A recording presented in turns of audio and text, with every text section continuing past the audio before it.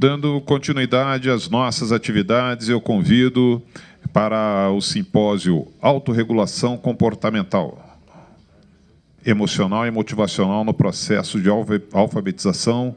Eu convido a senhora Raquel Oliveira para moderar este painel e convido também para coordenar a professora Alessandra Seabra. Convido também a professora Rochelle Paz Fonseca.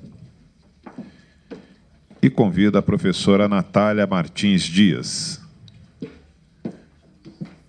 Eu passo a palavra à coordenadora, desejando a todas e todos um ótimo trabalho.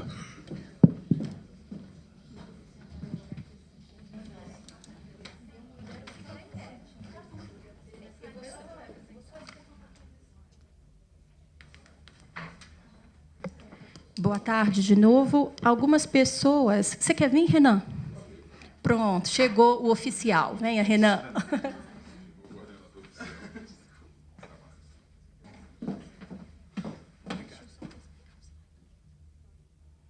Quer explicar? Você explica.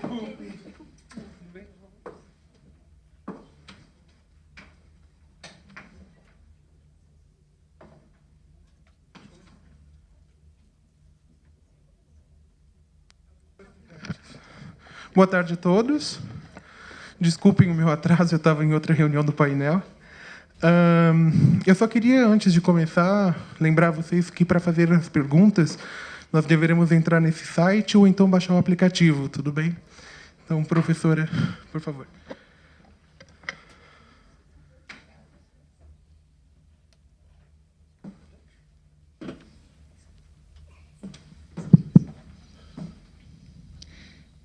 Pode projetar já? Muito bem. Quero agradecer o convite para estar aqui. É um prazer, né, com as minhas colegas e tantos outros pesquisadores, professores, gestores. É um prazer, é um sonho realizado estarmos aqui discutindo a alfabetização no Brasil, baseada em evidências científicas. Então, temos responsabilidade de conversar um pouquinho com vocês agora sobre a autorregulação. E já vou passar, então, aqui estamos a professora Rochelle, a professora Natália, né? E nós vamos, então, abordar, ao longo desse simpósio, deixa eu passar um pouquinho aqui, depois eu volto, já estou mudando a ordem, já, né? Um pouquinho das definições, né? O que é autorregulação, como a gente pode compreender a autorregulação nesses seus vários aspectos, comportamental, cognitiva, emocional e motivacional, né? Qual que é a sua relação com o desenvolvimento infantil, de forma geral, e mais especificamente relacionado, então, à alfabetização, à aquisição dos conteúdos acadêmicos. E, para isso, nós vamos ter, então, uma primeira fala minha, que vai ser mais voltada à definição de conceitos, e depois as professoras Natália e Rochelle vão apresentar as evidências científicas de programas, de fato, já implementados e dos desfechos relacionados, então, ao desempenho acadêmico. Muito bem, então, começando, né? O que é autorregulação? É um termo que tem sido estudado em várias áreas, na educação, na psicologia, às vezes sobre diferentes vertentes, e como nosso objetivo aqui é tratar à luz da ciência cognitiva, então a definição de autorregulação nesse contexto seria a regulação que o indivíduo tem sobre ele mesmo, né? Ou o controle ativo que ele tem sobre ele mesmo em diferentes contextos e em relação a diferentes conteúdos. Tá? Então, isso vai incluir, por essa natureza multidimensional, aspectos cognitivos, aspectos comportamentais e também aspectos socioemocionais e motivacionais. É interessante, então, que esse conceito ele está muito vinculado à ideia da aprendizagem autodirigida, né, e coloca o sujeito, que a gente pode pensar desde uma criança pequena até um adulto, sob o entendimento de um processo ativo, né? Esse processo ativo em que a própria pessoa, o próprio indivíduo, estabelece os objetivos, que vão ser os objetivos dele, né? E traça, então, aí formas para atingir esses objetivos, para se automonitorar, para revisar, né, flexibilizar, caso esses objetivos não estejam sendo atingidos pelo plano inicial dele, tá? De forma, então, a atingir um alvo que usualmente não é um alvo imediato, um alvo impulsivo, mas é um alvo de médio ou de longo prazo, né? Então, se a gente pensar aqui em termos que estão presentes nas definições de autorregulação, é interessante que a ênfase é dada, né, no controle ativo por parte do indivíduo, no autogerenciamento, no autocontrole, na regulação, por isso o nome genérico do conceito aí de autorregulação, né? Então, a gente está olhando para essa criança, pensando aqui no nosso caso, né, da alfabetização, para essa criança não como uma criança que vai seguir regras ou seguir uma disciplina que é implementada ou que é direcionada, por exemplo, pelo professor ou pela escola, mas a gente vai pensar na criança enquanto um indivíduo ativo que vai seguir as regras que ele mesmo coloca, que vai seguir os objetivos que ele mesmo estabelece como sendo importantes para um determinado desfecho que ele vai escolher, tá? Então, falando um pouquinho mais sobre isso, né? O que é a autorregulação? Quando a gente pensa em autorregulação, por ser esse processo ativo, autônomo por parte do indivíduo, a gente faz uma distinção importante entre aquilo que a gente faz de uma forma automática, que a gente nem para mais para pensar, e aquilo que a gente faz de uma forma mais controlada, né? E aqui a gente pode pensar, né? O que a gente faz de uma forma mais automática? Nós vimos ao longo de várias palestras aqui que um dos objetivos é que, por exemplo, os processos mais básicos da leitura entrem aqui, né? Então, que eles sejam tão automáticos que a gente não precise mais gastar processos cognitivos superiores, como a compreensão, a inferência, né, o raciocínio, nesses processos básicos, que eles já estejam automatizados. Então, a gente quer, sim, que alguns aspectos da alfabetização, da leitura e da escrita entrem no que a gente chama de processamento já rotineiro e automático. Para quê? Para que a gente libere, então, recursos centrais de atenção, de memória, de raciocínio, para esses processos, que são os processos, então, voluntários e intencionais, tá? Então, um exemplo que se tornou clássico na literatura sobre essa distinção entre um processamento que a gente faz automático, mais impulsivo, mais sem pensar, e um processamento que a gente tem que pensar, tem que parar, tem que se autocontrolar para realizar, porque a gente quer alcançar um objetivo que não é imediato, foi o Marshmallow Test, né? O teste Marshmallow que foi realizado. Eu trouxe um vídeo. Você pode pôr para mim, por favor? O vídeo rapidinho para a gente ver que é muito fofo e, além disso, exemplifica bem um pouco essa distinção. Tem som? Essa distinção entre o comportamento voluntário e automático. Então, eu já vou explicando o vídeo para a gente não atrasar. Aqui, a ideia é que as crianças sentem, né, um experimento. Então, elas chegam a uma sala, elas sentam e lhe é posto um marshmallow, estudo americano, né? Se fosse no Brasil, seria um brigadeiro, né? Então, é posto um marshmallow em cima da mesa ali e é dito para a criança: olha, você pode comer marshmallow agora. Pode pôr, só abaixa um pouquinho o som, pode deixar tocando enquanto eu explico. Você pode comer esse marshmallow agora, ou você pode esperar, e se você me esperar voltar, eu te dou 2 marshmallows. E aí você pode comer os 2. Né? Ou seja, a decisão de comer um agora ou comer 2 é da própria criança. Ela que quiser comer um, tudo bem. Né? Okay, sit in that chair. All right, here's the deal. Marshmallow for you. You can either wait, and I'll give you another one if you wait, or you can eat now. When I come back, I'll give you Então, another. você pode comer agora se você quiser, mas se você quiser, preferir, quando eu voltar, você vai poder comer 2. E aí, eles filmavam as reações mais variadas das crianças, né?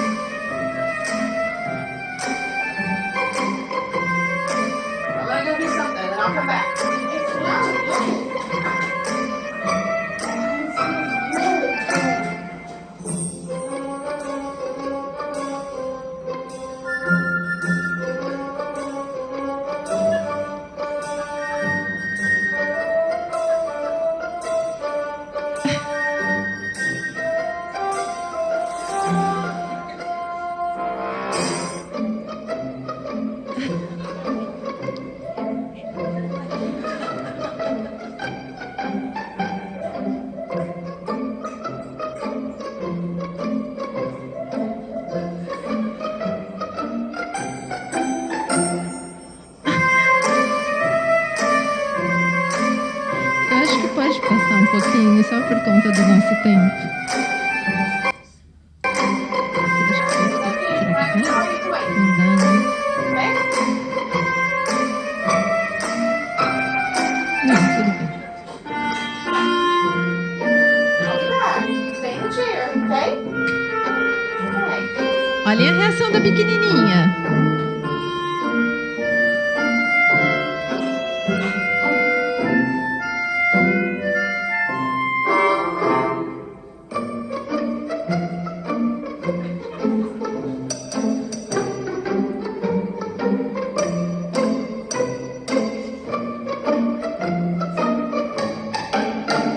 Comeu.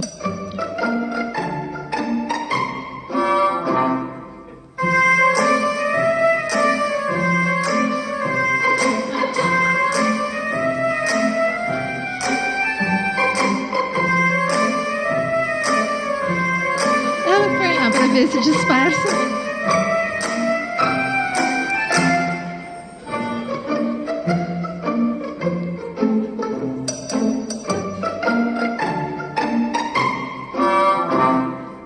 Alright, so I'm gonna eat and then I'll come back, okay?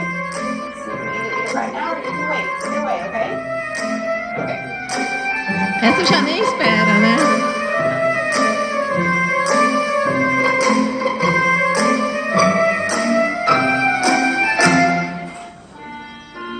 How'd you do?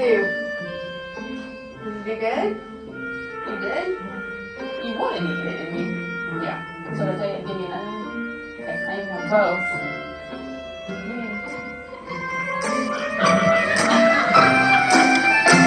Ok.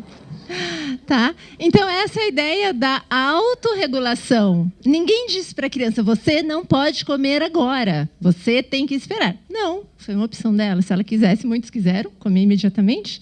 Mas a gente vê o sofrimento que está envolvido, o autocontrole necessário para aqueles que decidiram esperar, conseguir esperar, né? Então, nós dizemos que a autorregulação é um conceito multidimensional por conta disso. Tem emoção, tem motivação, tem comportamento e tem cognição envolvidos. Tá? Então, entrando um pouquinho nas especificidades, né? Pensando na autorregulação mais cognitiva, é um conceito que está bastante atrelado ao conceito de funções executivas, né? Não vou entrar muito em detalhes, mas nós temos alguns modelos aí de funções executivas já publicados. Esse é o modelo da Diamond, de 2013, né? Em que nós temos uma divisão dessa parte cognitiva da autorregulação, que são as chamadas funções executivas em controle inibitório, a memória de trabalho e a flexibilidade cognitiva. Então, são 3 conceitos que são chamados de funções executivas básicas, que vão poder, juntas, quando trabalhando em conjunto, levar a aspectos mais complexos, por exemplo, o planejamento, né? Para a gente exemplificar, nós já fizemos aqui um pouquinho do teste de Stroop numa outra palestra, mas eu vou pedir para a gente se colocar no lugar daquelas crianças que estavam resistindo ao marshmallow. Vamos ler isso aqui o mais rapidamente possível, por favor, em voz alta. Vamos lá. Azul.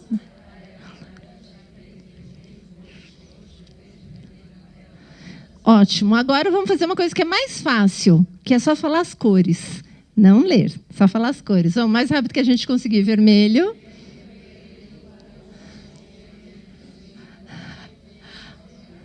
Ok, tá bom.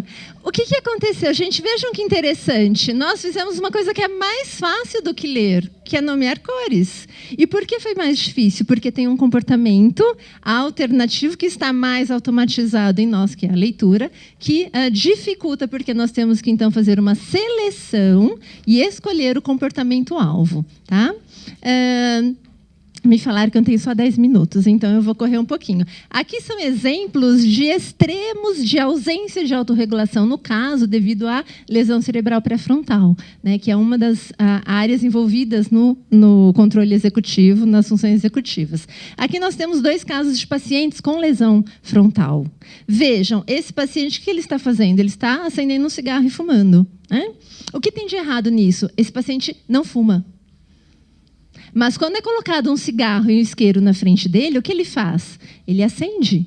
Por quê? Porque ele não tem o controle inibitório de dizer o que eu quero fazer com esse objeto. Ele é servo, ele é escravo do objeto. Então, se um cigarro é feito para ser fumado, se eu puser um cigarro na frente dele, ele vai fumar. A mesma coisa, vejam esse outro paciente.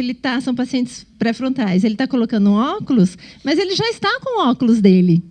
Mas é o mesmo caso. Se eu coloco um óculos sobre a mesa, o óculos é para ser usado, não é para ficar em cima da mesa. Então, eles reagem ao ambiente de uma forma automatizada, não pensada. É como se o objeto e a função do objeto falassem mais alto do que aquilo que ele mesmo está fazendo. Tá? E nós podemos transpor esse conceito também para a área socioemocional, né? Então, quando a gente fala de autorregulação socioemocional, nós estamos aplicando as mesmas ideias de inibição, de não dar uma resposta impulsiva, precipitada, mas de, sim, planejar algo mais de longo prazo, mas em aspectos sociais e emocionais, né? Então, inibir respostas sociais inadequadas, ter consciência dos nossos próprios sentimentos, regular esses nossos sentimentos, né? Definir objetivos específicos que sejam adequados e realizar ações, planejar ações e monitorar as nossas ações para alcançá-los, né? Essas funções executivas, né, essas funções de autorregulação, estão entre as funções que demoram mais para amadurecer em termos neurológicos, né? Então, a região frontal, se nós olharmos aqui, o que está em azul é o que vai ficando maduro, né? O que está amadurecendo em termos neurológicos. E se a gente observar que crianças, né, de 5 anos até de 20 anos, nós observamos que as áreas frontais aqui de cima estão entre as últimas a amadurecerem. Ou seja, essa habilidade de autorregulação é uma habilidade que só vai estar plenamente desenvolvida no final da adolescência e início da vida adulta.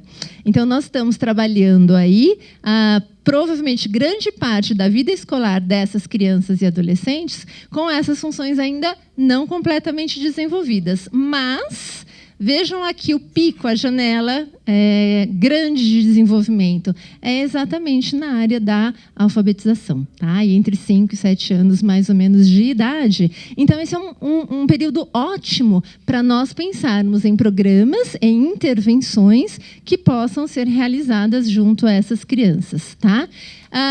Tem várias pesquisas mostrando que, por exemplo, as funções executivas, elas são um aspecto fundamental do que a gente chama de capital mental. O que é capital mental? É uma analogia aí à economia, ao capital econômico, financeiro, porque é o recurso que nós temos para lidar com os desafios que vão aparecer na nossa vida. Desde desafios físicos, né, como doenças, até desafios mentais, sociais, né, a estresse, a dificuldades ao longo da vida. Então, as pessoas que têm maior nível de autorregulação e de funções executivas vão conseguir lidar com todas essas adversidades de uma forma mais eficiente, tá? Então, a nossa pergunta, né? Se a autorregulação assim tão importante, o que esses estudos mostram que ela prediz? E aí nós temos alguns estudos, né? Por exemplo, estudos longitudinais que têm acompanhado as crianças ali desde o nascimento ou desde muito cedo na infância até a vida adulta. Esse foi um estudo que acompanhou as crianças, de fato, até mais de 30 anos de idade. Vejam que interessante. Avaliando as crianças desde ali de pequenininhas, então tinham testes de autocontrole, tipo aquele do marshmallow, né? O quanto será que essas crianças aos 3 anos conseguem inibir os seus comportamentos? E o que foi observado foi que essa capacidade de inibição das crianças ali aos 3, 5, 7 anos de idade, predisse de forma significativa, mesmo controlando inteligência e nível socioeconômico de origem dessas crianças, predisse uma série de desfechos, tanto na adolescência quanto na vida adulta. Tá? Então, nós temos, por exemplo, crianças com maior nível de funções executivas eram as crianças que apresentavam menor incidência, por exemplo, de fumo na adolescência, de gravidez, paternidade, né, maternidade não planejados, tá, de problemas de infração de lei, de regras, etc. Tá? E na vida adulta, gente, olha, isso é bem impressionante, né? Na vida adulta, esse nível de controle inibitório, de autorregulação das crianças ali na infância, predisse uma série de desfechos, incluindo saúde física, saúde mental, predisse renda dessas pessoas, né? Envolvimento com criminalidade, entre outros aspectos. Quer dizer, de fato, a gente está falando de uma habilidade que é bastante importante, bastante relevante quando nós pensamos em termos de desenvolvimento infantil. Tá? Eu vou passar um pouquinho mais rápido. Mas aí a gente pode estar se perguntando por que falar disso na Conab, né? O que isso tem a ver com a aprendizagem ou com a alfabetização?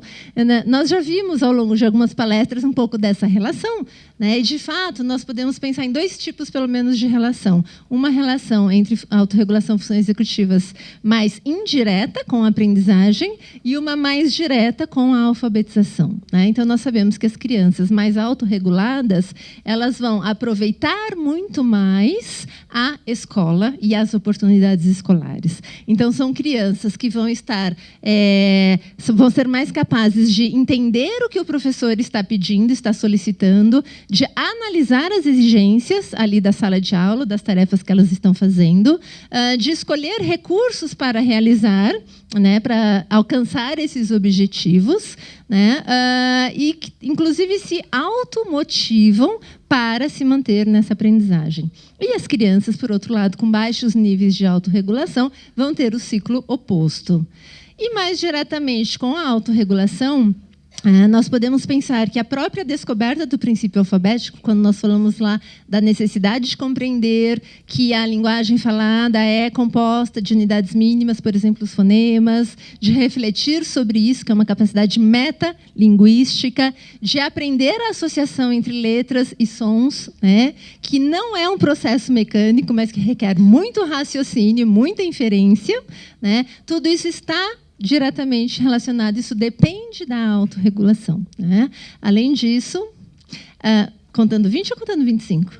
Ai, meu Deus, né? Então, tudo isso, além de todos os processos de compreensão, tanto da linguagem oral quanto da linguagem escrita, né? Então, tem várias evidências de pesquisa, depois isso vai estar tudo acessível, né? Quem quiser pode entrar nos estudos e verificar. Muito bem, podemos pensar por outro lado, né? Se a autorregulação e as funções executivas predizem tudo isso, o que prediz a autorregulação e as funções executivas? E aí nós temos estudos mostrando, por exemplo, que a educação materna, o caos doméstico, né, o ambiente doméstico, o estilo parental, nível de estresse pelo qual essa criança passa, e aí a gente tem uma relação com o nível de cortisol, e as próprias características da escola são preditoras do nível de autorregulação das crianças, né? Então, aqui tem estudos mostrando como o estresse afeta esse funcionamento frontal, pré-frontal, mais especificamente, que está envolvido nas funções executivas. Nós fizemos estudos lá no laboratório com crianças de 4 a 6 anos de idade, já com cortisol salivar, que é uma medida indireta de estresse, mostrando aí a relação entre o estresse e um baixo nível de funções executivas nessas crianças tão cedo na vida, né? Outros estudos aí de moderação e mediação de estilos parentais, tá? E um estudo brasileiro também mostrando, né, que 30% da variabilidade nas funções executivas foi predito pelas características ambientais, né?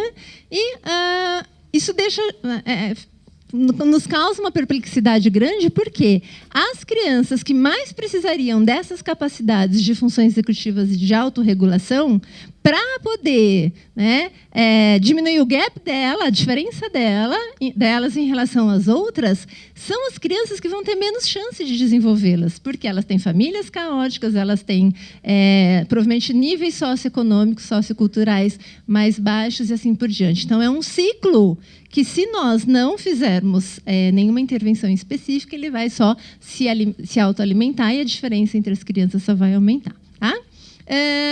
O que fazer, então? É possível intervir? E vários estudos, então, têm sido conduzidos nas últimas nos últimos 10, 15 anos, buscando verificar qual é a melhor forma, então, de intervir em funções executivas e autorregulação, né? E alguns resultados têm se mostrado, já têm sido publicados. Por exemplo, há uma série de formas de intervir. Nós podemos fazer intervenções por meio de exercícios físicos, motores, nós podemos fazer intervenção por meio de exercícios de atenção plena, de esportes, de jogos, e nós podemos fazer intervenções escolares. Nós podemos fazer com que a própria escola, o próprio currículo escolar, implemente atividades que promovam a autorregulação nas crianças, né? Intervenções mais pontuais funcionam? Funcionam. Mas a generalização dos resultados é muito mais restrita, tá? Então, não é tão bom.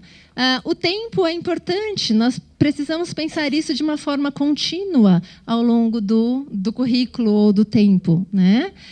Um dado interessante é que as crianças que tinham nível de autorregulação, funções executivas mais baixo ao início, respondem muito bem às intervenções. Aquelas crianças, então, que a gente está olhando, que são as crianças em situação de vulnerabilidade que mais precisam, se a escola oferecer uma intervenção, elas respondem, né? E isso é muito legal, é muito promissor para a gente, e os dados permanecem. Esse é o estudo, né, do Blair, mostrando o tamanho de efeito. A gente vai aprender, falou bastante sobre tamanho de efeito ao longo da conferência, né? Tamanho de efeito, vejam, baixinho em escolas no geral, mas tamanhos de efeito bem mais elevados em situações de pobreza extrema.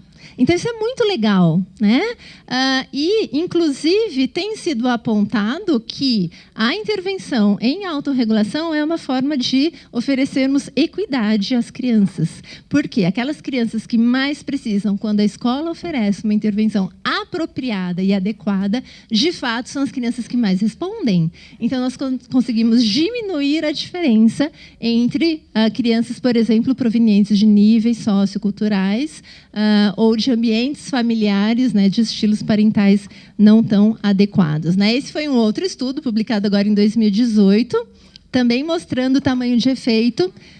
Rochelle vai falar, né, desse estudo. Então, só para fechar aqui, é possível sim fazer intervenção, né? É possível trabalhar no contexto escolar, né? Até você vai falar isso, Rô? Até os autores colocam aqui, né, da importância de pensarmos na escola como o locus de intervenção para isso, tá?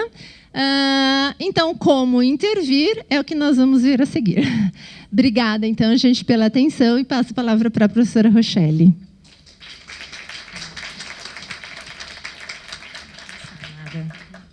Eu não sabia que era essa meta-análise. Boa tarde a todos e a todas.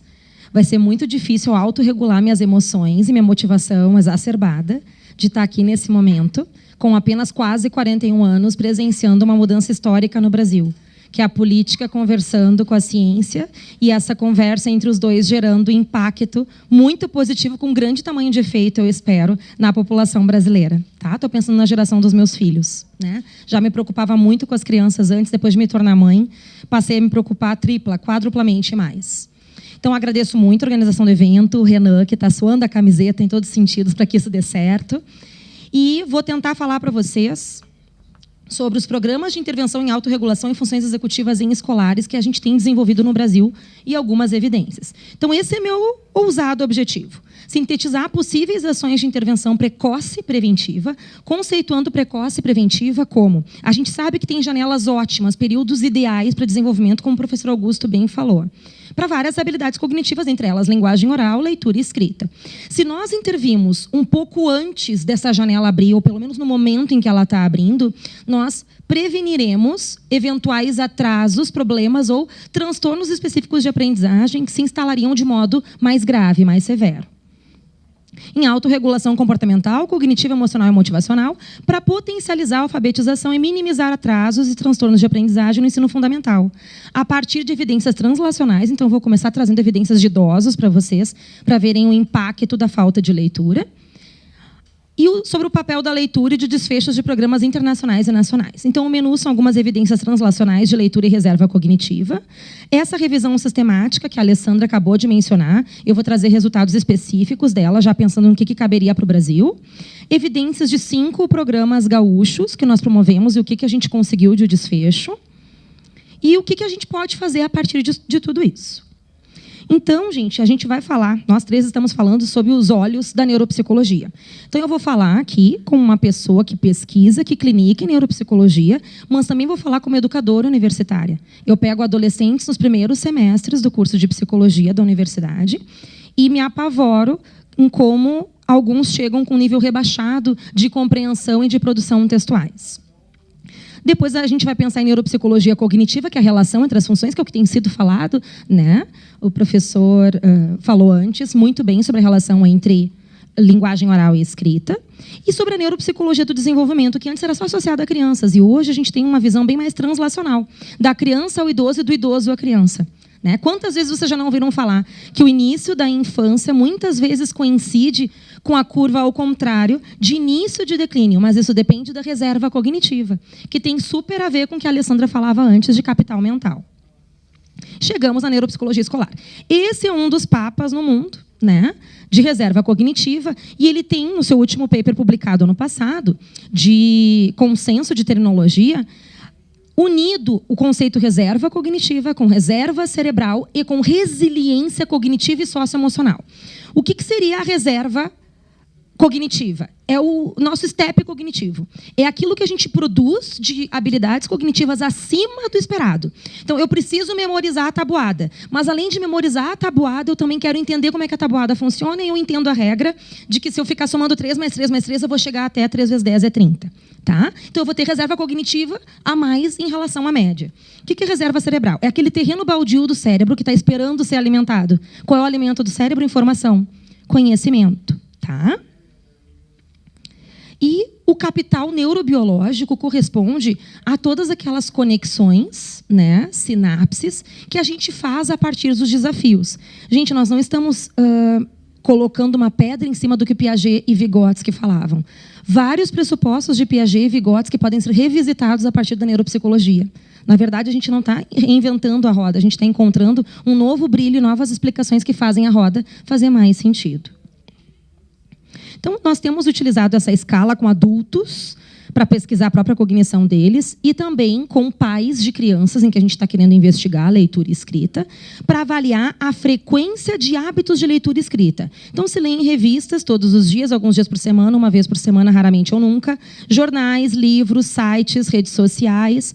Depois ainda tem um cálculo de quantos livros por ano concluiu a leitura. Tá? Nós temos normas para isso também publicadas. Então, nesse estudo, gente, de 2012, que nós publicamos, nós encontramos que, durante toda a fase de adolescente e de adulto, a educação, a quantidade de anos que as pessoas estudam, prediz menos do que o quanto que, depois de terminar de estudar, ela se mantém lendo e escrevendo com frequência. Olhem o poder da leitura e da escrita. Então, mesmo que eu tenha estudado muito, se eu paro de me estimular cognitivamente com leitura e escrita, eu posso não ter um efeito protetor desses vários anos de escolaridade. Tá? Aqui, pensando em idosos saudáveis, frequência de hábitos de leitura e escrita protege mais o cérebro e a cognição de idosos do que a própria idade. Então, se eu sou um idoso e que eu leio e escrevo durante toda a minha vida relativamente frequentemente, eu vou ter menos impacto do envelhecimento na minha cognição. Tá? E daí a gente vai pensar, ok, e na demência? Né? Existe uma fase considerada por alguns autores, que é o comprometimento cognitivo leve, e a demência do tipo Alzheimer.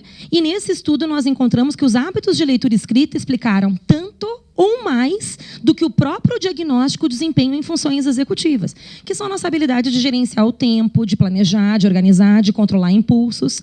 Né? Fazendo um gancho com o que a professora Alessandra falou antes, quem aqui ama chocolate? Ama ao ponto de ter uma barra e ter que comer até o último quadrado, até aquela hora que começa a doer a garganta.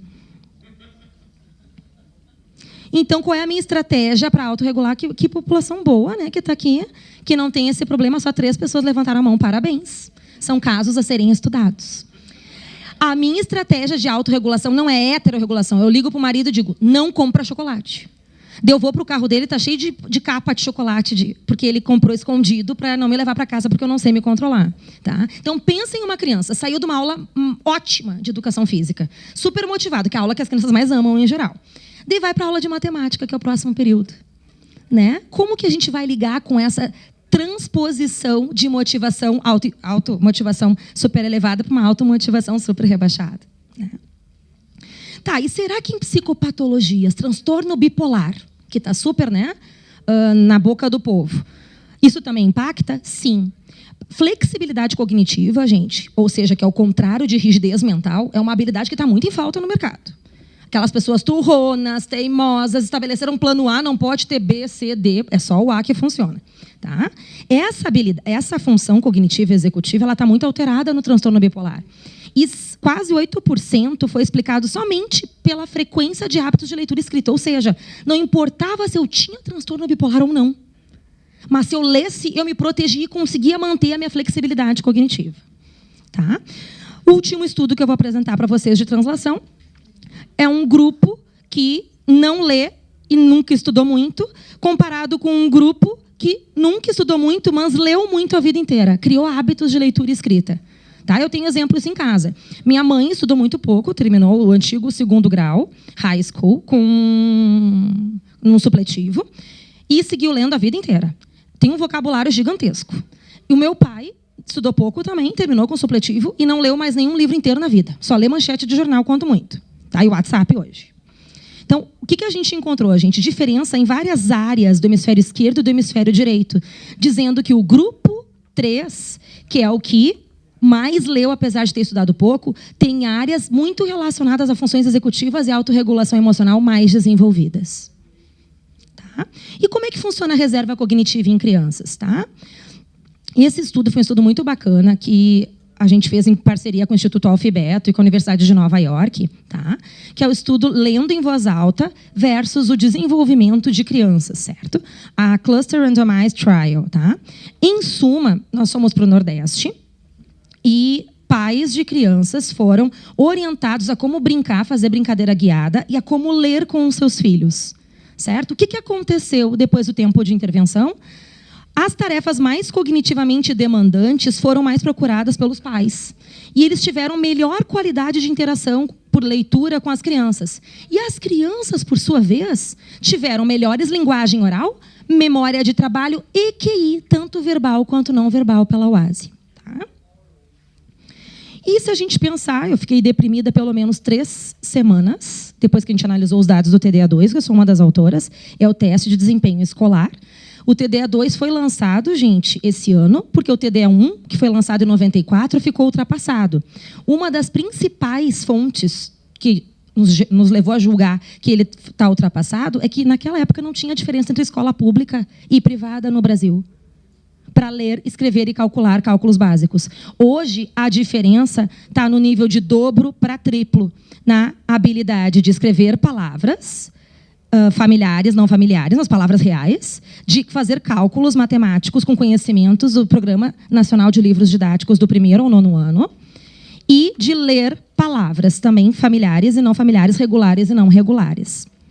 Aqui a gente fez um cálculo de score de eficiência, que é o que eu acho que a gente tem que investir bastante no Brasil. Não adianta só eu ver separadamente para diagnosticar dificuldades ou dislexia, acurácia, número de acertos de leitura de palavras e escrita de palavras e cálculos, nem ver só o tempo. Porque se eu acerto pouco, eu vou levar um tempo ilusoriamente mais rápido, né? Dentre outros padrões. Então, o score de eficiência, ele pega o número de acertos, multiplica por 60 e divide pelo tempo total em segundos. Com isso, eu tenho a velocidade que a criança demanda para que ela se mantenha acertando. É uma relação de acurácia com velocidade de processamento. Então, aqui nós temos quase o dobro de eficiência cognitiva para escrever de escolas privadas, quase o dobro de cálculo matemático e eficiência cognitiva para calcular, pouquinho menos que o dobro para ler palavras eficientemente. Certo? E eu rodei essas análises especialmente para cá. Nós avaliamos a frequência de hábitos de leitura e escrita de 300 pais e comparamos os pais que leem pouco, né, que tem baixa frequência de leitura e escrita, com os pais que leem muito, certo? E aqui é uma medida de compreensão de texto. Então, os pais que leem pouco têm seus filhos compreendendo com menos eficiência textos do que os pais que leem muito. Só para mostrar, e isso não quer dizer que esses pais tenham alto poder aquisitivo, gente. Tá? O hábito de ler pode superar alguns entraves da vulnerabilidade social. E com tamanho de efeito forte. Tá? E aí, com uma amostra pequena, 300 pessoas. Imagina se a gente fizesse em larga escala no Brasil. Certo? Tá, e aí? E se eu tenho dificuldade de aprendizagem? Chegou lá o tempo, a janela ótima para eu desenvolver leitura escrita e eu não desenvolvi. O que pode acontecer comigo? Se eu tenho uma tendência para desenvolver demência como a do tipo Alzheimer, o fato de eu ter dificuldade de aprendizagem é um fator de risco para demências. Pensando ainda em translacionalmente, gente, vários estudos têm mostrado um melhor desempenho acadêmico na infância como preditor de eu ter menos risco para desenvolver demência de Alzheimer. Tá? Então, não é só o efeito ali para a criança. Como a Alessandra já estava falando antes. É da adultez com 30 anos até o nosso último dia de vida. É pior do que vidente. A gente não precisa pedir para ler a mão da pessoa. Tá? Se ela não aprendeu a ler e escrever no tempo ideal, a grande chance, porque tem prazo de validade, que o Augusto falou, o professor Kenny também falou, a grande chance de ela ter menos recursos mentais para o resto da sua vida. Então, pensando naquela revisão sistemática que a Alessandra começou a introduzir para vocês, eles encontraram mais de 14 mil estudos que se propunham a estimular a self-regulation, a autorregulação. Tá? Só ficaram, depois de vários critérios bem rigorosos de análise, 49 estudos com 50 intervenções. As intervenções mais efetivas e comuns nesses estudos foram as intervenções curriculares, ou seja, dentro da sala de aula, metade sendo ministrada por professor e outra metade por um clínico. Particularmente, eu vou defender para vocês as por professores, certo? Então, 12 com pré-escolares e 7 com anos escolares iniciais. Por quê? Né, que as pessoas de fora precisam fazer menos intervenção com os anos iniciais? Porque elas investem muito mais na educação infantil. Então, com isso, não sobra tanta dificuldade quanto no nosso país para os anos iniciais. Intervenções de educação física, 6 estudos, sendo predominantemente com pré-adolescentes e adolescentes. Isso me chamou bastante atenção, Robson, para a gente discutir depois. Tá? As estratégias mais usadas foram artes marciais, atividades de alta intensidade e jogos em equipe. Em terceiro, quarto e quinto lugares ficaram mindfulness e yoga, com 8 estudos. Intervenções com famílias, com 9 estudos, sendo essas no follow mais duradouras. E treino de habilidades sociais. Trabalhar com as habilidades socioemocionais propriamente ditas. Né? Como evitar raiva, como tolerar frustração, etc. 6 estudos. Que limites, gente, que os autores apontaram e mais alguns que eu humildemente levanto. As medidas de regulação emocional são muito limitadas no mundo inteiro. A maioria é por autorrelato, é escala que a gente faz com os pais, escala que a gente faz com os professores, perguntas que a gente faz com as crianças. Como é que tu te sente quando alguém te diz não, por exemplo? Tá? As medidas que existem são como essa do teste do marshmallow. Então, fariam comigo, né? Rochelle, aqui tem uma barra de chocolate. Tu quer comer 8 quadrados agora, ou um quadrado hoje, um quadrado amanhã, um quadrado sexta, um quadrado sábado? Eu me comportaria que nem aquela menina que, enquanto a instrutora estava dando a instrução, eu enfiaria todos os 8 quadrados na boca. Tá? E temos uma revisão sistemática nacional, gente, sem meta-análise, tá? Em que, a partir de 423 abstracts, a Caroline Cardoso, que faz parte da nossa equipe também, triou para 19 estudos, tá? Que é uma publicação, inclusive, com toda a nossa mesa junta.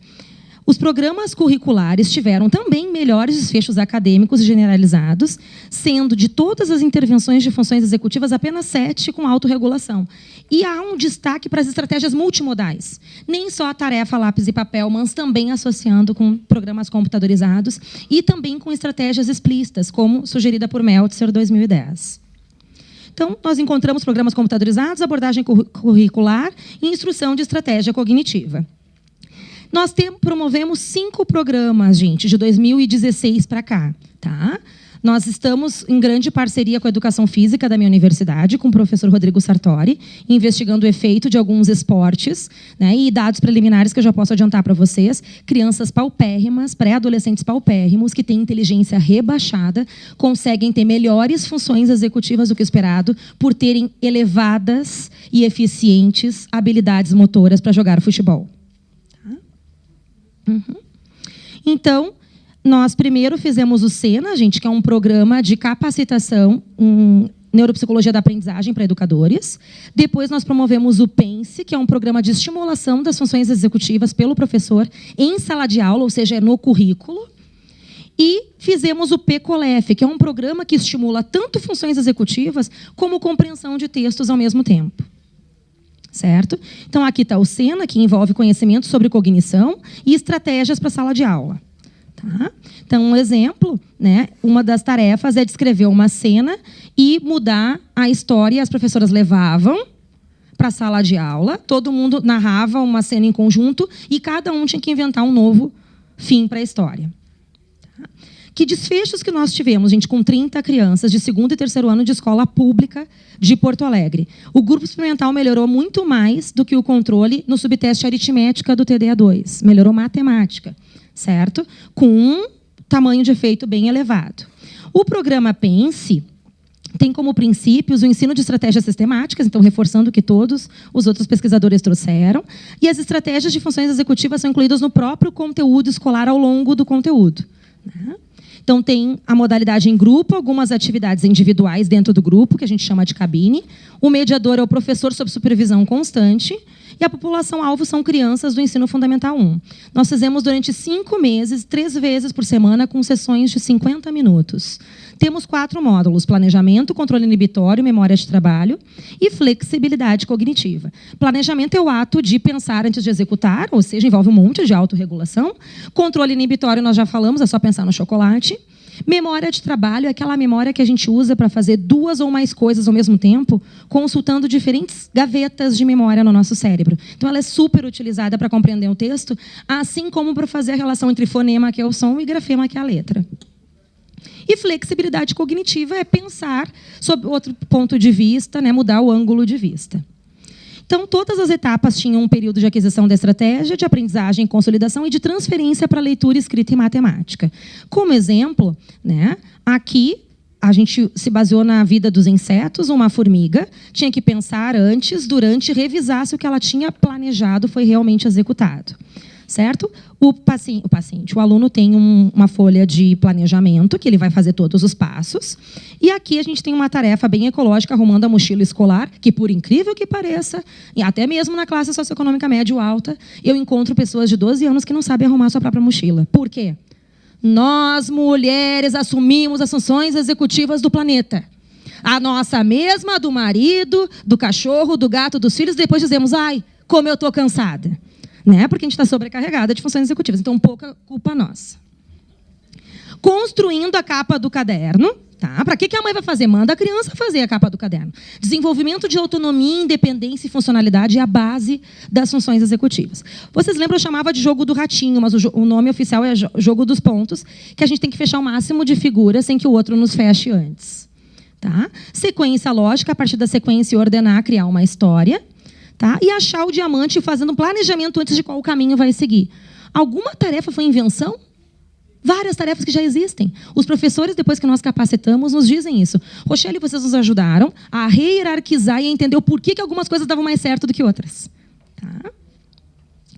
Aprendizagem e consolidação. Se constrói um inseto, se cozinha dentro da sala de aula. Tá? E se leva para atividades escolares, como resolver problemas matemáticos, escrever um texto, resumir um texto, montar cartões, enfeites para o Natal, Dia das Mães, Dia dos Pais, sugerindo que, por tudo que a gente passa, o cartão de Dia das Mães seja mais enfeitado. Tá? A etapa 3, reflexões e transferência para atividades do cotidiano, levar isso para casa. Né? Então, tem vários relatos que, pelo tempo, eu não vou passar para vocês. Mas aqui são todos fazendo a tarefa do tic-tac, que era uma tarefa para eles sustentarem mais a atenção, que é o que a gente está tendo que se autorregular.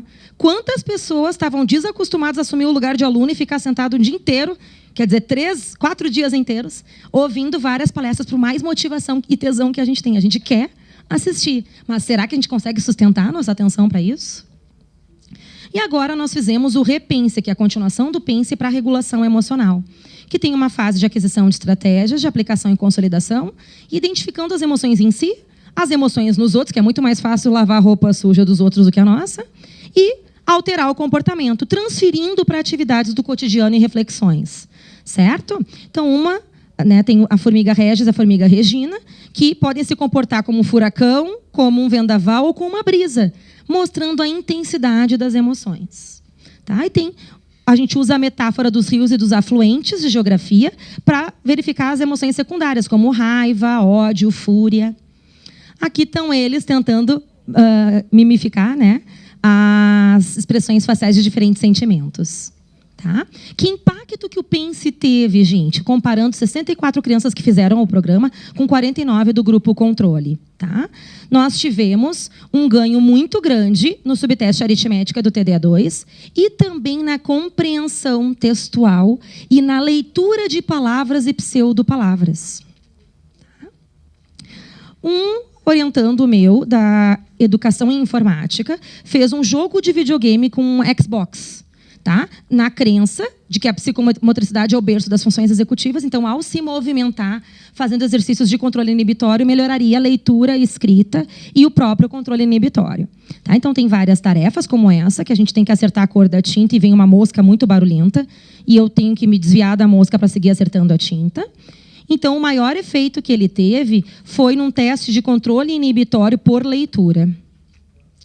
O PECOLEF, que é um programa de estimulação da compreensão leitora e das funções executivas, tem 4 também membros, né? A Vicky, que tem dificuldade de controle inibitório, sabe o Samuel, que dá dica para todo mundo, o Gui, que tem dificuldade de memória de trabalho, e o Ike, que tem dificuldade de flexibilidade cognitiva.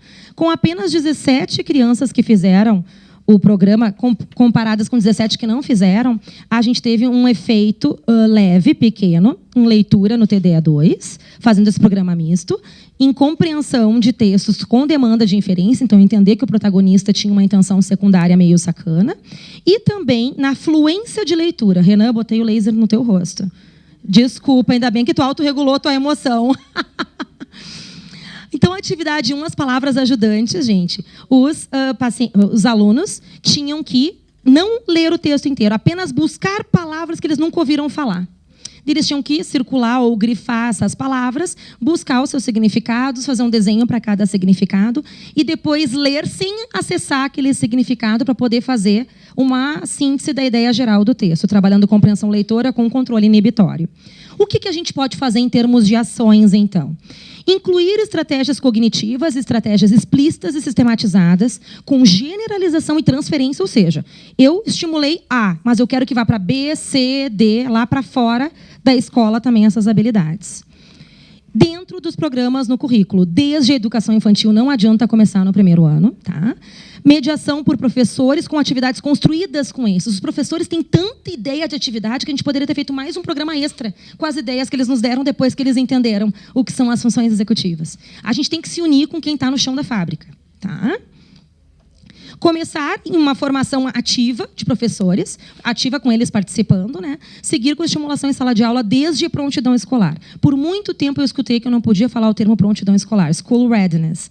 A gente precisa voltar para esse termo. Há um conjunto de habilidades que predizem, que me deixam estar parcialmente, pelo menos, apto a aprender a ler, a escrever e calcular. E as funções executivas e autorregulação emocional e motivacional estão presentes nessa prontidão. Mapear funções executivas e regulação emocional e habilidades para leitura, escrita e matemática, desde a educação infantil até o 3º ano, ao menos 2 vezes por ano.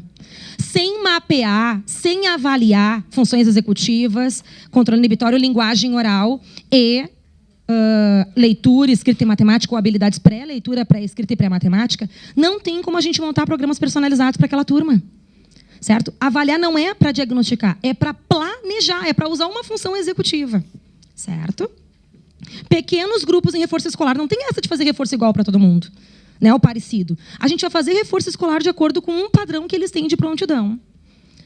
E fazer programas pró-aumento da frequência de hábitos de leitura e de escrita na família, se a gente não quiser ter um envelhecimento sem saúde física, sem saúde mental e sem saúde cognitiva. Então, a gente está iniciando um projeto em parceria com o SESC, lá no Rio Grande do Sul. Esse é meu filho Henrique, meu segundo filho. Eu, indígena, desse jeito, eu tenho um filho loiro, de olho azul. Para provar que eu sou a mãe mesmo, esse é meu avô paterno falecido. O Henrique estuda numa das principais pré-escolas, né? Escola de Educação Infantil de Porto Alegre, a 4ª mais cara. Porque, felizmente, eu tive ótimos professores e a minha história mudou, da extrema pobreza para ter até 3 pós-doutorados. Então, eu pude oportunizar isso para o meu filho. E O meu avô morreu analfabeto, gari da prefeitura, não entendendo por que eu estudava tanto, eu já era professora universitária, e quem é que estava me sustentando. Porque ele não sabia que depois de aprender a ler e escrever precisava estudar tanto. Então, a gente vai fazer um programa... Ops. Pode voltar um aí, querido? Obrigada. A gente vai fazer um programa de capacitação de capacitação de idosos para que eles contem histórias para crianças desde 3 anos de idade até 8 anos de idade, e a cognição dos idosos vai ser avaliada antes, assim como das crianças, e depois. Um programa de intervenção translacional para melhorar a reserva cognitiva da infância e o envelhecimento. Aqui eu peço que vocês vejam a modelagem de autorregulação emocional. Ele passa de mão. Eu mão, meu mão. Ele vai, ele vem, ele aí não. Também quer pegar, então pega e bate o papo. Não, mas e a bola? Olha, repito, descontrola. O limão mentou na roda. Descontrola. Isso é a mulher mandando o nome desde cedo. Controla bem, neném. Não chora. O limão mentou. Ele entrou em agitação motora, porque não tinha mais o que fazer.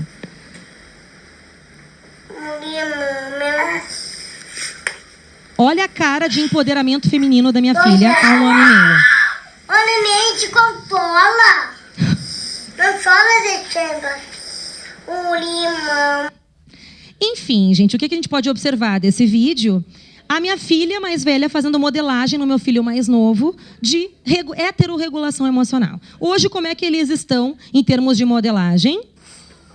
Mamãe Teteia. Tig. O Tig estava caminhando lá. Então encontrou uma lagarta. E estava se mexendo, fazendo. Canguru. Canguru estava indo pela falda de velos. Quando ele estava brincando. Coruja estava calminha. Isso é regulação emocional. Não sei por que ela puxou a agitada desse jeito. E elefantinho. E sim. Então, gente, isso é modelagem de leitura. A Vicky sempre vê a gente com o livro na mão. Ela, por sua vez, agora está sendo mediadora de pré-leitura do irmão. É isso que a gente tem que estimular nas famílias, cada uma com a sua caracterização.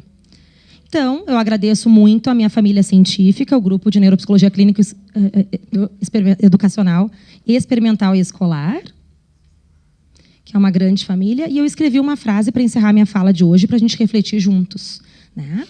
Intervir precoce e preventivamente em funções executivas e regulação emocional, além da motivação escolar, que é um grande desafio para nós. Na minha opinião, é o construto que a gente menos domina cientificamente. É um conjunto de árduos passos para otimizar a aquisição e a consolidação da leitura e do tripé de aprendizagem, matemática, leitura e escrita, rumo a uma trajetória mais bem-sucedida e efetiva de formação de reserva cognitiva, de resiliência cognitiva e emocional, de proficiência em literacia e de liberdade de pensar e agir de acordo com regras sociais. Esta ação pode salvar de um indivíduo a um país. Então, eu mesma para a nossa primeira CONAB. Obrigada.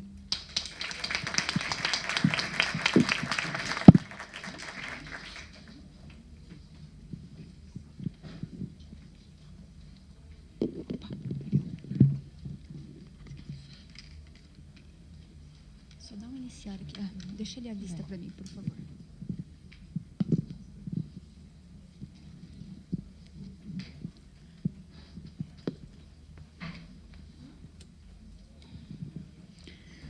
Boa tarde. Bom, eu sou a Natália Dias, vou fechar, né, então, a fala desse simpósio. E a minha fala é sobre autorregulação e funções executivas na educação infantil e no início do ensino fundamental. Bom, por que educação infantil, né, e o início do fundamental? Por que essa faixa etária? Porque quando a gente fala de funções executivas, autorregulação, nós estamos falando de habilidades que são habilidades precursoras, preditoras de uma série de desfechos futuros, inclusive de aprendizagem, né? De forma que, se tivermos condições de avaliar, de promover o desenvolvimento dessas habilidades precocemente, talvez nós estejamos em condição de colocar crianças que vêm de realidades econômicas e sociais diferentes em uma condição de equidade, de forma que, inclusive, elas possam se beneficiar melhor da própria instrução de alfabetização. Tá? Não é só nessa faixa etária que essas habilidades podem ser desenvolvidas, né? Mas aqui, até pensando nas janelas ótimas de desenvolvimento, eu vou ter uma abordagem um pouquinho mais precoce. Bom, eu estruturei a minha fala de modo a tentar responder essas 5 perguntas, né? Então, por que essas habilidades são relevantes? Elas são relevantes? Por que a preocupação em estimular o seu desenvolvimento? É possível promover o seu desenvolvimento? Quais os impactos disso sobre alfabetização e habilidades escolares de forma geral? E a gente encerra falando um pouquinho sobre o que temos nessa faixa etária especificamente no Brasil. Bom, para responder a primeira pergunta, né, por que essas habilidades são relevantes? Se é que são relevantes. Eu trago aqui um estudo onde os autores fizeram um estudo longitudinal. Eles acompanharam as crianças da pré-escola até o final do 2º ano. E eles tinham 2 perguntas específicas a responder. Qual o papel das funções executivas lá na pré-escola na predição de desempenho acadêmico ao final do 1º e do 2º ano?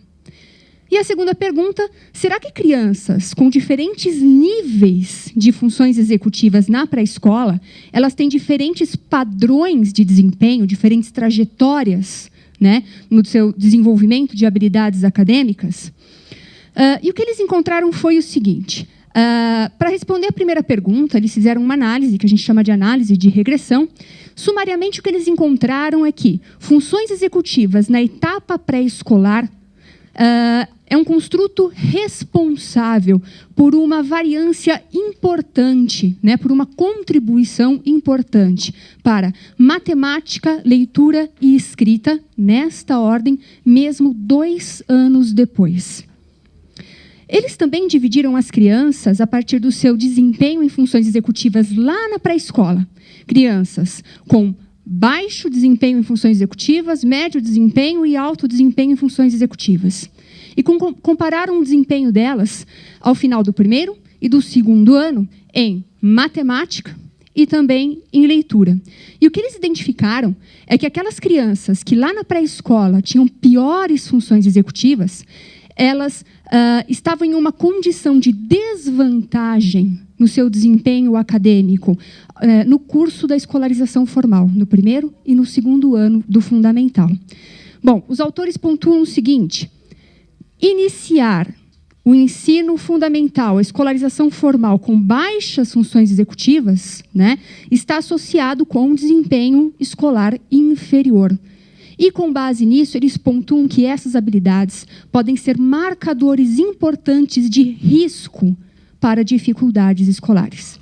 Então, existe uma associação entre pobres funções executivas na educação infantil e desvantagem acadêmica na trajetória do início do ensino fundamental. Esse slide sumaria um pouco desses achados e também de outros estudos semelhantes a esse que mostram que funções executivas são relevantes porque suportam operações mentais que subjazem a aprendizagem e desempenho escolar.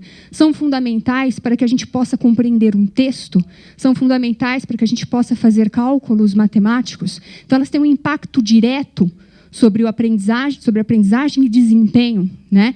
Mas elas também têm um impacto indireto a partir dos chamados Learning Related Behaviors, possibilitam a regulação de comportamentos que favorecem situações de aprendizagem. Então, são essas habilidades que permitem que a gente possa se manter atento em sala de aula, se beneficiar das instruções que recebemos, se manter engajado em uma tarefa que pode ser entediante, né, entre tantas outras habilidades e comportamentos. Piores funções executivas estão associadas a um menor engajamento em situações de aprendizagem.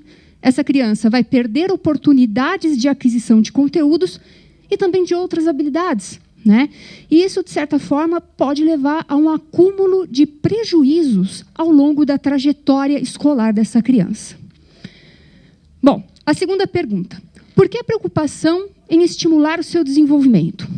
E eu diria porque talvez algumas das nossas crianças possam estar em uma situação de vulnerabilidade por o desenvolvimento das funções executivas e de outras habilidades.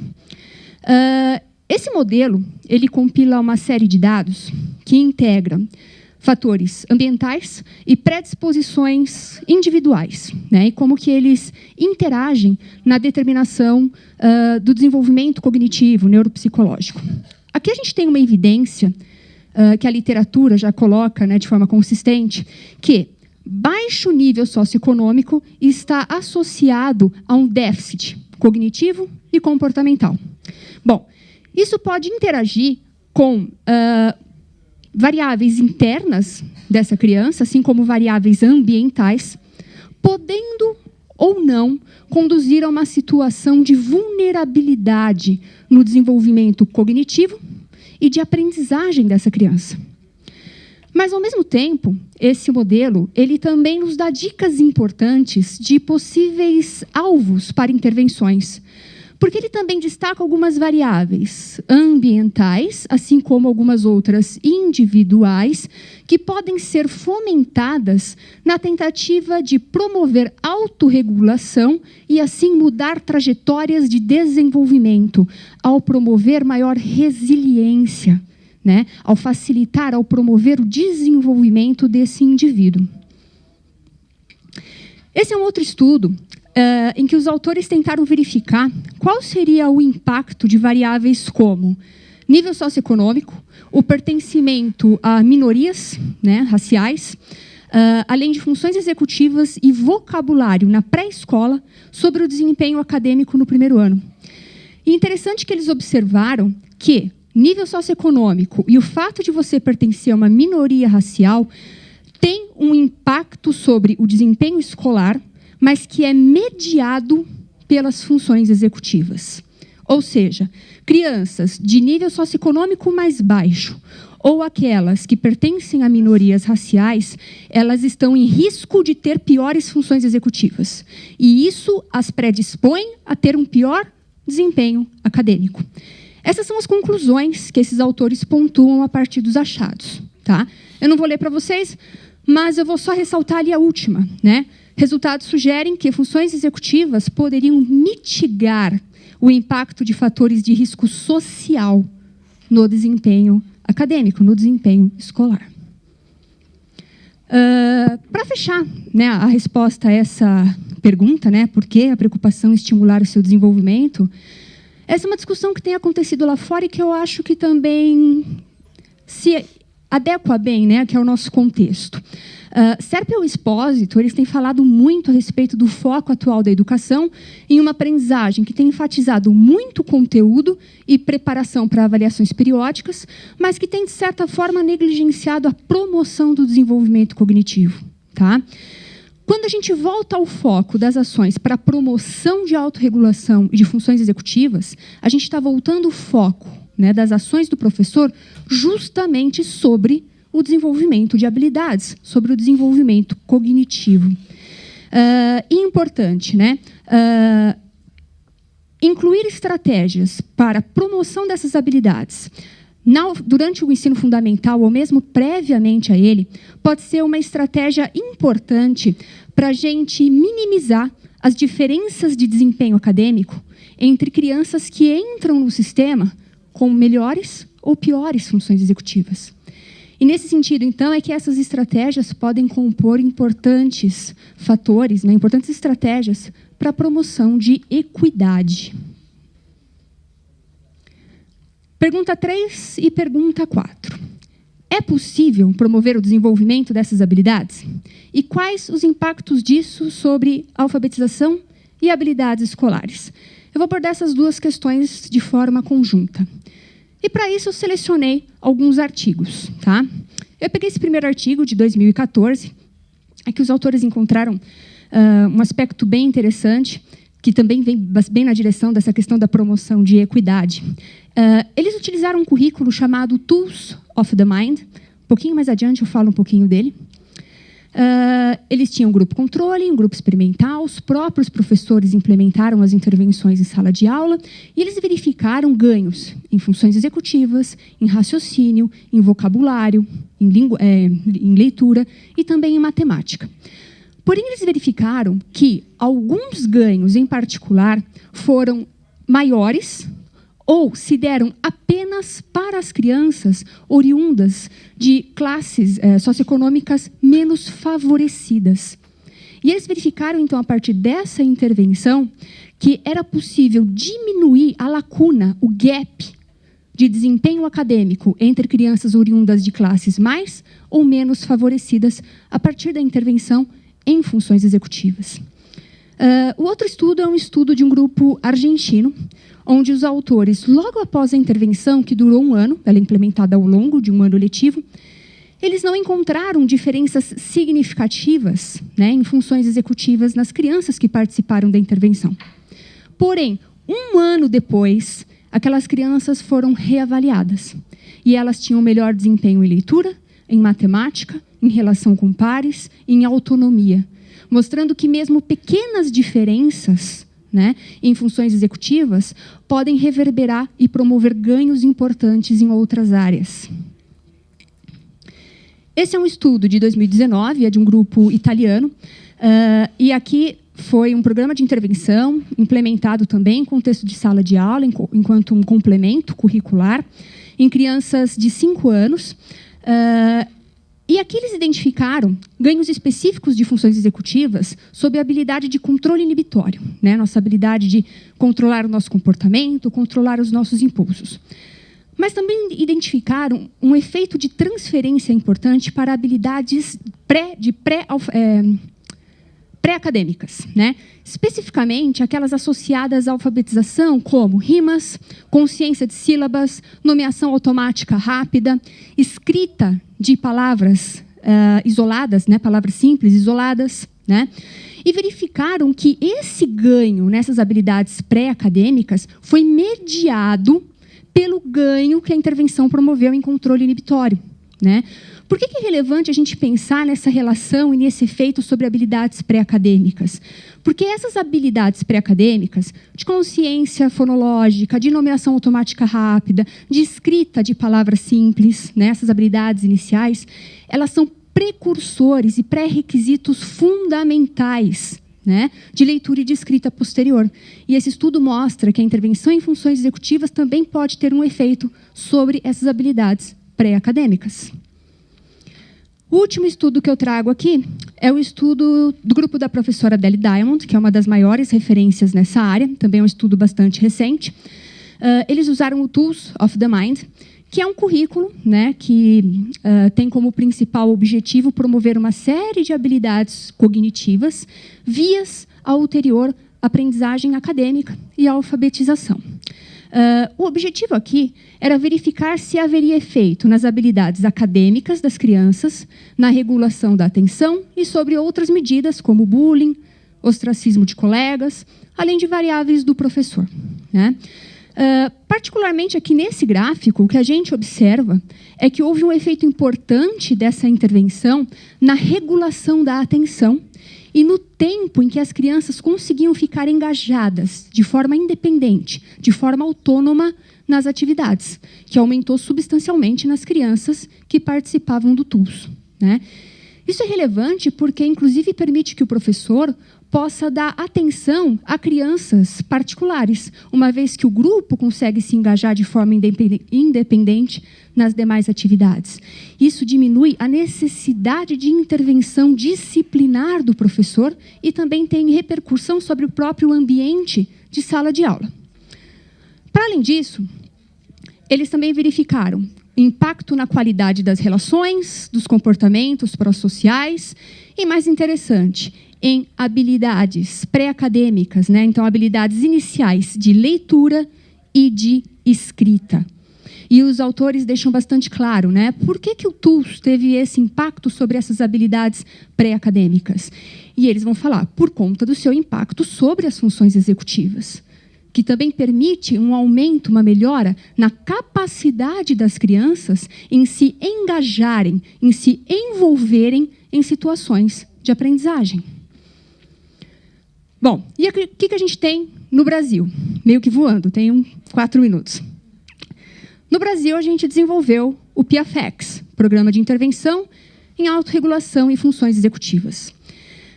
Ele é um programa que é implementado pelo próprio professor em sala de aula, com foco na promoção de funcionamento executivo e de autorregulação na educação infantil e no primeiro ano do ensino fundamental. Então, o professor é capacitado e ele tem ali um conjunto de atividades, né, e de estratégias para desenvolver com a sua turma ao longo do ano letivo.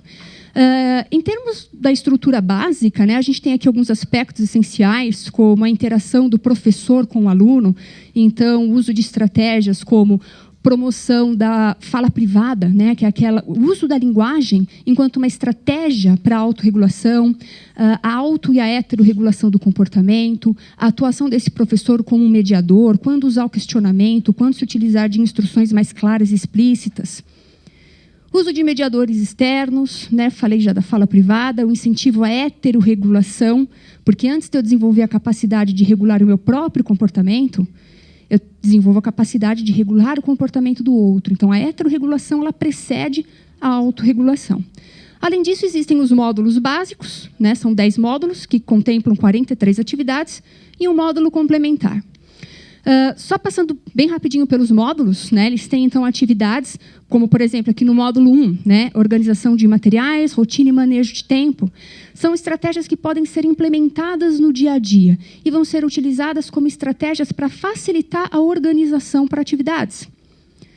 O módulo 2, ele também traz estratégias que devem ser incorporadas na rotina, no dia a dia escolar.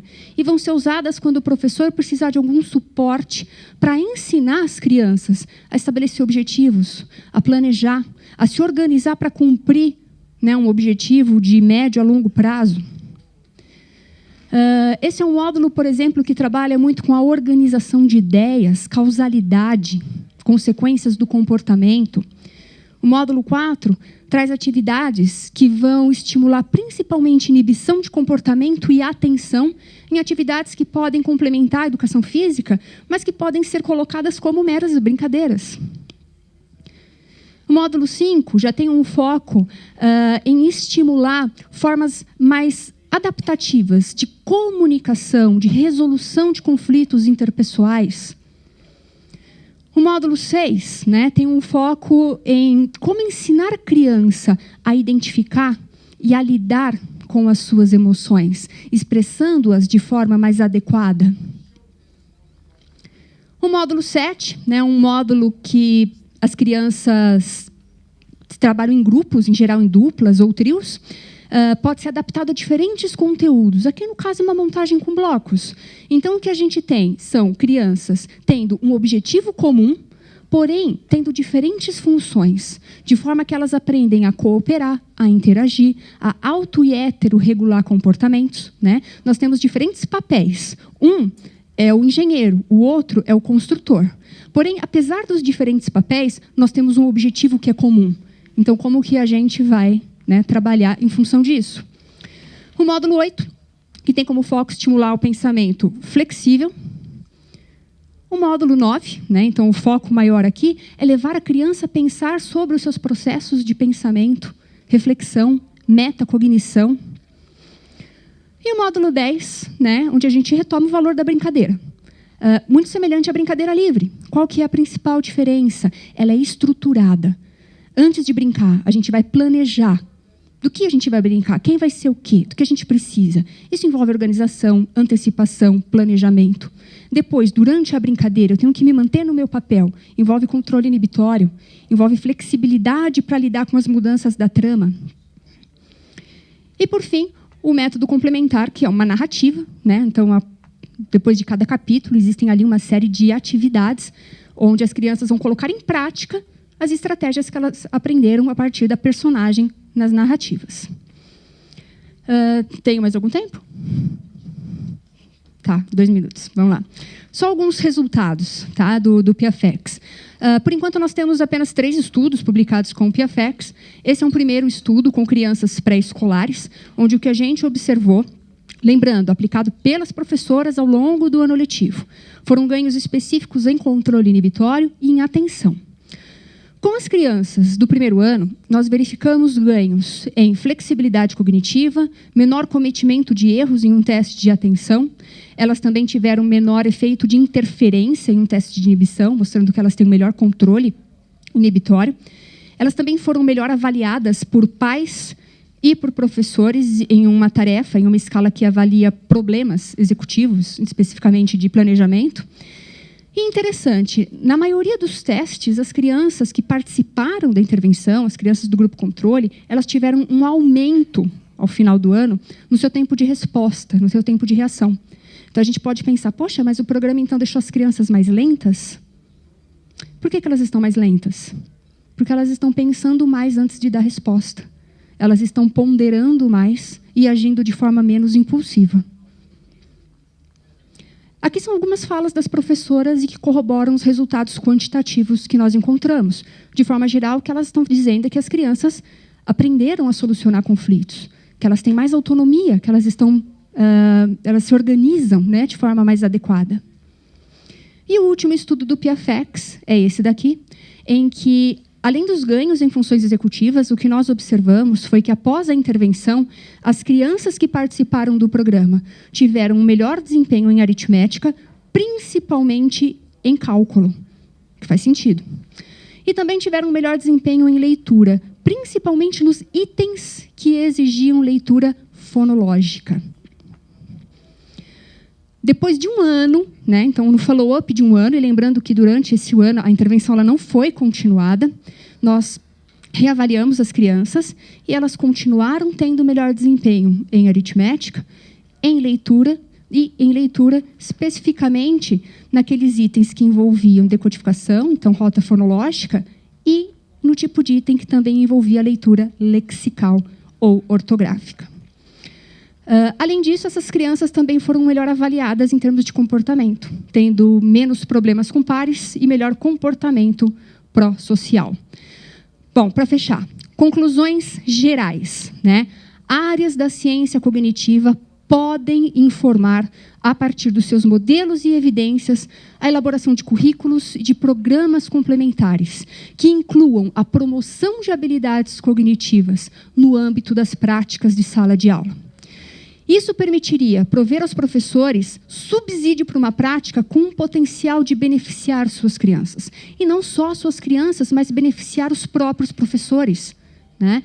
Sabemos que crianças mais autorreguladas em sala de aula também vão ter um impacto na saúde mental desse professor. Nós temos um estudo que mostrou exatamente isso, diminuição dos níveis de estresse do professor no fim do ano.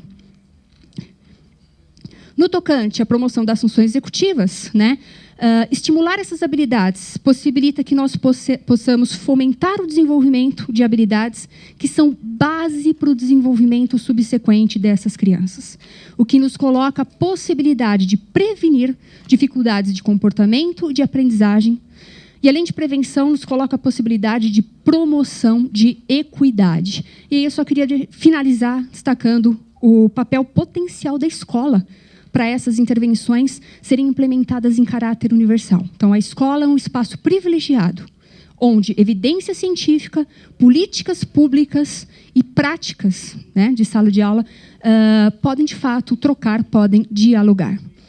Deixo aqui as minhas highlights para vocês. É isso. Obrigada.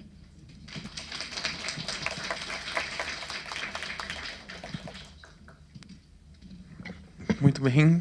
Muito obrigado, professoras. Foram ótimas palestras, bastante inspiradoras. Temos algumas perguntas. Eu vou começar por... Aqui no Brasil, para fazer trabalhos semelhantes... Professora Natália, acho que essa é para a senhora. Aqui no Brasil, para fazer trabalhos semelhantes, onde procurar? Trabalhos semelhantes. Essa questão ela vale, acho que, para todos os simpósios e trabalhos que nós vimos aqui. E algo que eu gostaria de efetivamente encorajar, né, para fazer esses trabalhos, onde procurar. Procurem as universidades dos seus municípios, dos seus estados. Procurem os grupos, os laboratórios de pesquisa. Façam e estejam abertos a parcerias.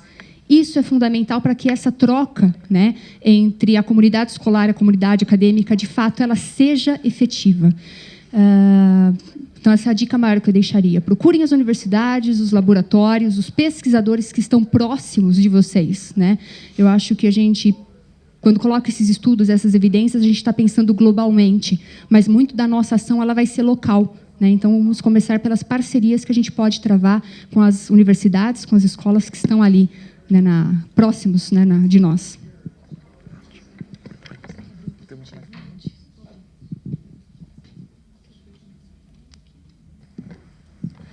Eu tenho uma pergunta também. Eu vou furar a fila um pouquinho.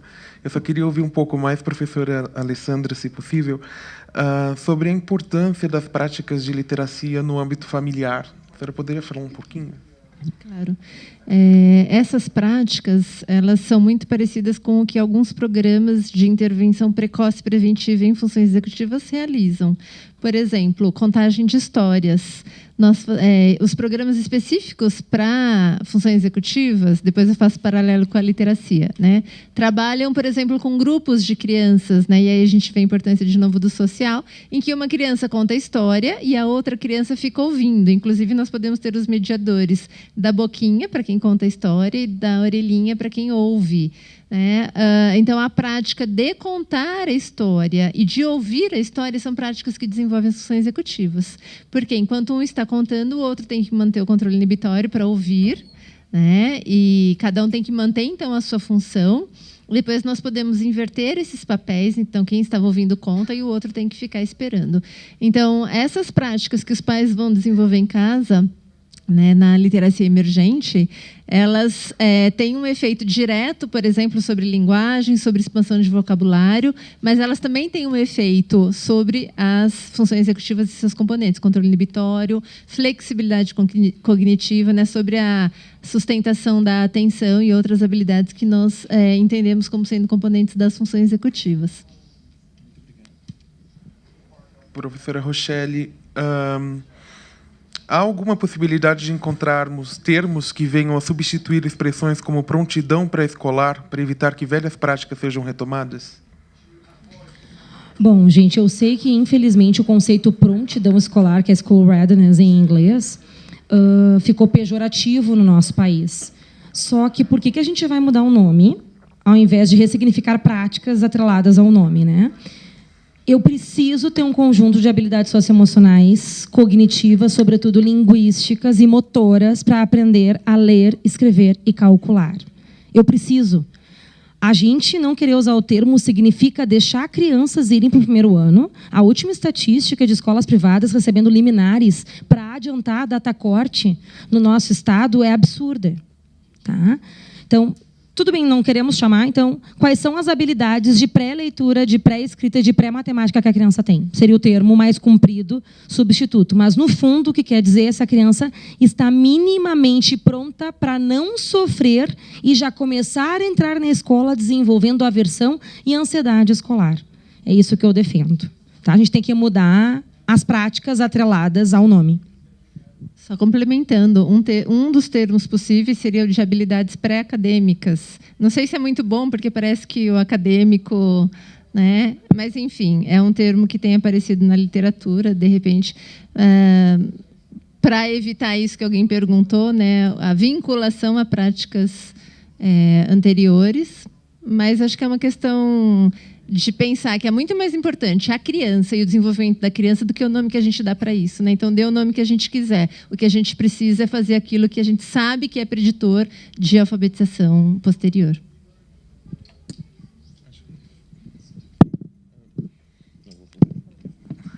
Não, só queria concluir, mas nós costumamos chamar também de habilidades fundamentais para a alfabetização, que eu acho que é um termo que fica no meio do caminho.